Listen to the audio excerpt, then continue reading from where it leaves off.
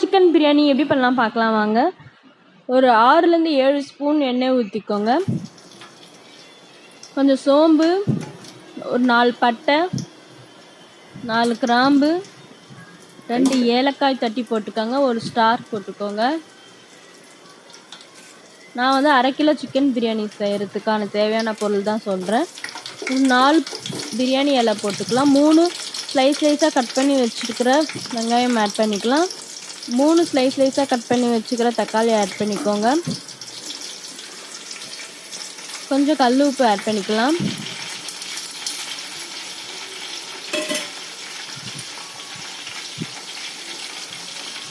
நாலு பச்சை மிளகா போட்டுக்கோங்க. காரம் அதிகமாக வேணுன்றவங்க பச்சை மிளகா கீனி போட்டுக்கோங்க. 1 கப் இஞ்சி பூண்டு பேஸ்ட் போட்டுக்கலாம். கழுவி வச்சிருக்கிற புதினா இலையை நம்ம இதில் ஆட் பண்ணிக்கலாம். ஆட் பண்ணிவிட்டு நல்லா கலந்து விடுங்க. எண்ணெய் வந்து கொஞ்சம் பிரிஞ்சு வரணும், அது வரைக்கும் கலந்து விட்டுக்கோங்க. பிரியாணிக்கு தேவையான மசாலாலாம் ஆட் பண்ணிக்கலாம்.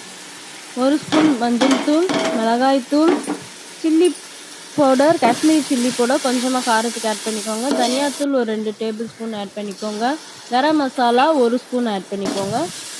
2 டேபிள் ஸ்பூன் தயிர் ஆட் பண்ணிக்கோங்க. நல்லா கலந்து விட்டுட்டு நம்ம சுடு தண்ணியில் கழுவி வச்சுருக்கிற சிக்கனை ஆட் பண்ணிக்கலாம்.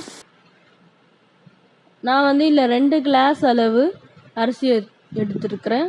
அதை அரை மணி நேரத்துக்கு முன்னாடி நல்லா தண்ணியில் ஊற வச்சுக்கோங்க. இப்போ எந்த கிளாஸில் அரிசி எடுத்தீங்களோ அந்த கிளாஸில் 1 டம்ளருக்கு 1.5 டம்ளர் தண்ணி ஊற்றணும். நான் வந்து 2 டம்ளர் அரிசி எடுத்தேன், அதனால் 3 டம்ளர் தண்ணி ஊற்றணும். நான் யூஸ் பண்ணது வந்து பாஸ்மதி அரிசி. பாஸ்மதி அரிசிக்கு இந்த மெஷர்மெண்ட் கரெக்டாக இருக்கும். தண்ணி ஊற்றுனதுக்கப்புறம் நம்ம திருப்பி புதினா இலையை ஆட் பண்ணிக்கலாம். நிறைய புதினா இலை போட்டால் நல்லா வாசனையாக நல்லாயிருக்கும். இதில் வந்து நான் 4 முட்டையை இதிலே வேக வச்சு எடுத்துக்கலான்ட்டு போட்டிருக்கிறேன். தண்ணி நல்லா கொதித்து வந்ததுக்கப்புறம் பாஸ்மதி அரிசியை கழுவிட்டு நம்ம இதில் போட்டுக்கலாம்.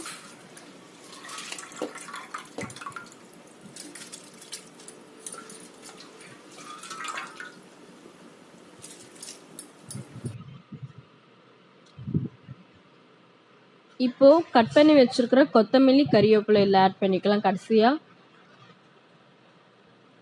நான் வந்து எந்த கலரும் போடல, ஏன்னா ரெட் காஷ்மீரி மிளகாய் தூள் போட்டிருக்கிறேன் கொஞ்சமாக, அதுவே கலர் கொடுக்கும். இப்போ கடைசியாக நம்ம ஒரு வாழையிலை போட்டு மூடிடலாம். வாழையிலை போட்டு மூடிட்டு அது மேலே நம்ம தட்டு போட்டு மூடிக்கலாம்.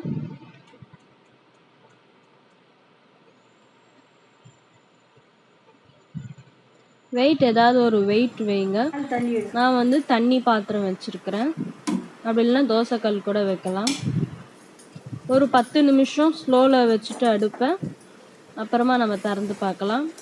நடுவில் ஒரு தடவை திறந்து பார்த்துட்டு லைட்டாக கிளறி விடுங்க. அப்போ தான் மசாலா, கீழே இருக்கிற மசாலா மேலே நல்லா கிளறி வரும்.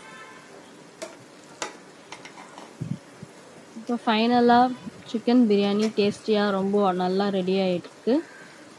இந்த மாதிரி ஒரு தடவை செஞ்சு ட்ரை பண்ணி பாருங்கள். வீட்டில் எல்லாருமே நல்லா சூப்பராக சாப்பிடுவாங்க. மழை காலத்துக்கு நல்லா சூடாக சுவையாக இருக்கும். கூடவே நான் வந்து தயிர் பச்சடி, வெங்காயம், குக்கும்பர் எல்லாம் போட்டு ரெடி பண்ணி வச்சுருக்கிறேன்.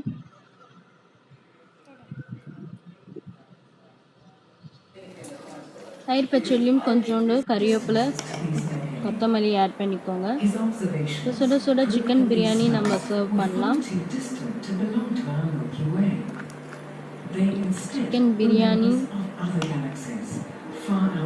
தயிர் பச்சடி, அப்புறம் நான் வந்து இன்னைக்கு ஒரு மூளை கிரேவி செஞ்சேன். அந்த மூளை கிரேவி ப்ளஸ் முட்டை. இந்த முட்டை வந்து நான் உரிச்சு வைக்கணும்.